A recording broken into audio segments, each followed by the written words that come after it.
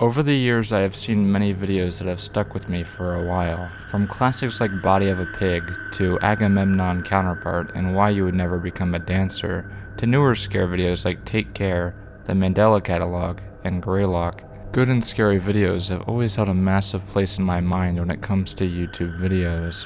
And the ARGs and backgrounds they can build are some of the most unique things you're ever going to see on the internet.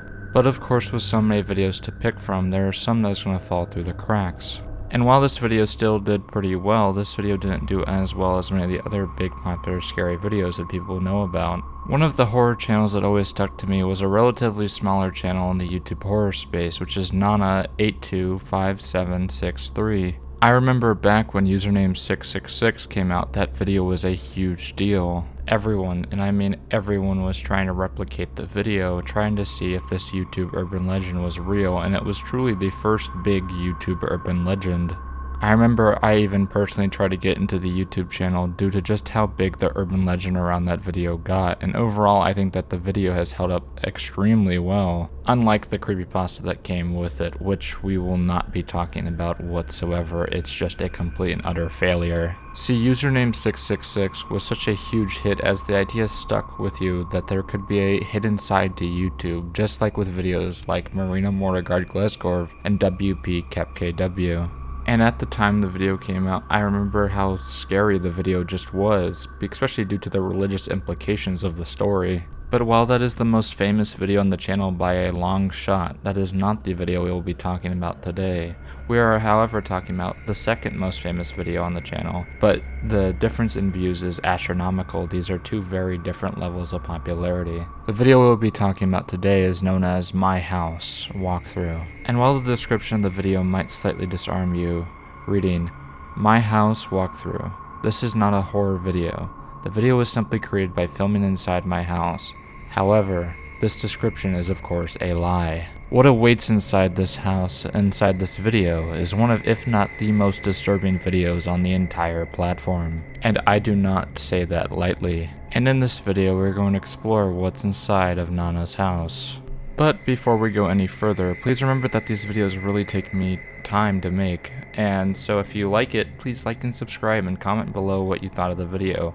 Sometimes it is hard to get these videos out every week because I am in college, so the best way to let me know that you want these to keep coming out is to subscribe and let me know down in the comments. If you comment down below, I'll try to respond, and if you don't like the video, also let me know what you think I should change for the upcoming videos. Now let's go explore Nana's house together.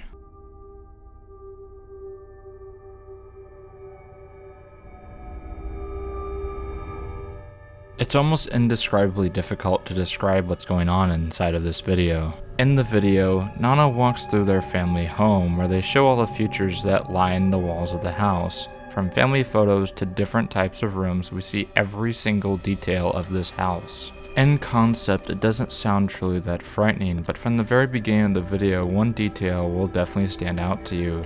That of course being just how dilapidated the home is. The house in this short film looks like it's been through hell, and it looks like it's been abandoned for at least decades. The house literally looks like it could collapse at any moment, and the only thing that you'll notice is how completely and utterly dark it is inside of the house. The only things you can see while watching the video is the things that the camera is highlighting, as you can only see what the camera light is illuminating. And you'll also notice that there is almost no sound besides the water dripping from the typhoon the narrator is talking about and the hint of music coming from the grandfather's radio. The never-ending silence causes the viewing experience to be deeply unpleasant while watching, and I found myself physically squirming while watching the video, and it only gets worse from here. Each time Nana goes forward, it seems like they are doing a huge continuous circle as they repeat going through the same hallways over and over again, but each and every time something inside the hallway is slightly different. At first the walls get slightly more dilapidated,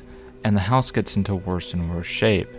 Then blood starts appearing on objects in the home, and rooms that were once locked start opening for the cameraman to go into it. Then by the end of it, the rooms start to look less and less like actual rooms and become blood-covered rooms that leave an air of mystery to what could possibly be happening in this house of horrors. And as time goes along, bodies start appearing that the narrator starts referencing as their own family, to which the narrator doesn't give really much of a response to. This causes the tension of the film to get even worse, as you expect, and it makes you think that they have a jump scare in here, as there's no way the home could possibly get worse. And about halfway through the video, I found myself physically uncomfortable, and I was super close to turning the video off, because it's just that off-putting.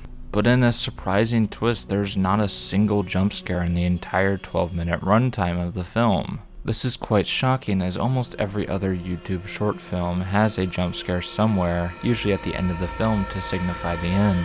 And the way the film is built up, it would make you think that there's going to be a jump scare that's going to happen, but in the end, nothing happens. After showing all the bodies of his family and house becoming less blood covered and more so just completely dilapidated as the bloodstains have dried and all that's left is a husk of what the home was most likely before, the video ends with the narrator finishing the tour and going to their bedroom to go to bed. But of course the bed is one of the most disgusting things you'll ever see, as the bed looks rotten, almost moldy.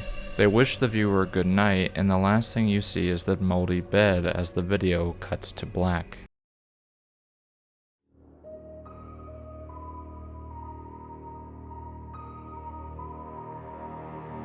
So before going over why I think this video is so scary, I would highly recommend just watching the video for yourself first to try to get the truly full experience with just how horrifying this video truly is. Seriously, the description that I have given of this short film does not do it justice. It's truly that horrifying and will stick with you for a while. You just gotta trust me on this. It is one of the best short horror films that you're gonna find on YouTube. Okay, now let's talk about what makes this work so well. Well, first let's talk about the sound design of the film. See, the sound design of the film is nothing short of masterful, as instead of overwhelming the senses, you are left with absolutely nothing.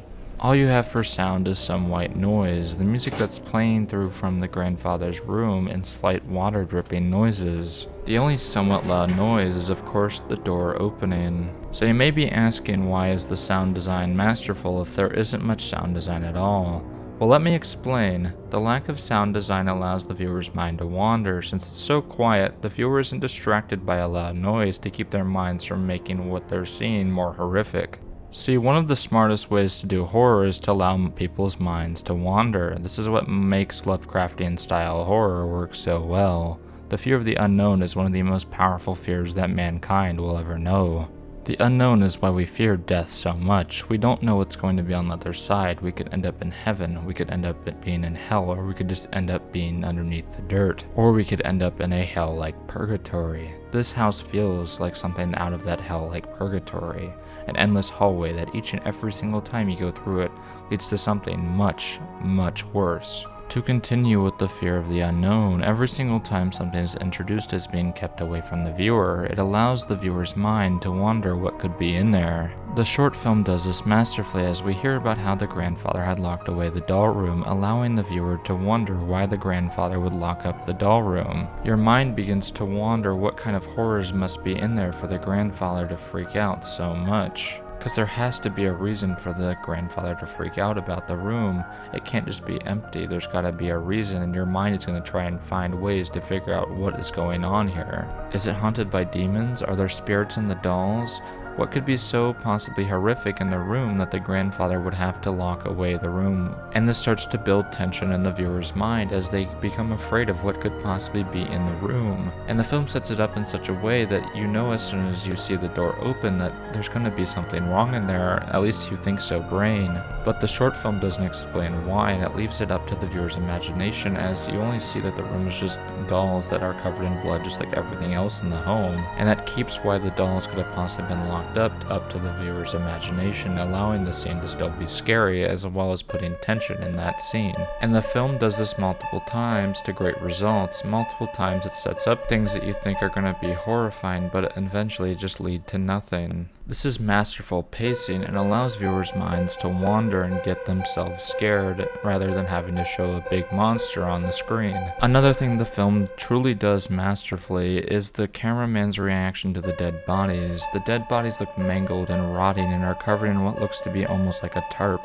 But the cameraman has almost no reaction to the bodies at all. He doesn't explain what happens and just says what the names of the family members were, once again allowing the viewer's mind to wander. What could have possibly happened to these people? You'll also be asking that same question while he walks to the house, if you have no idea what could have possibly happened to cause it to look like this.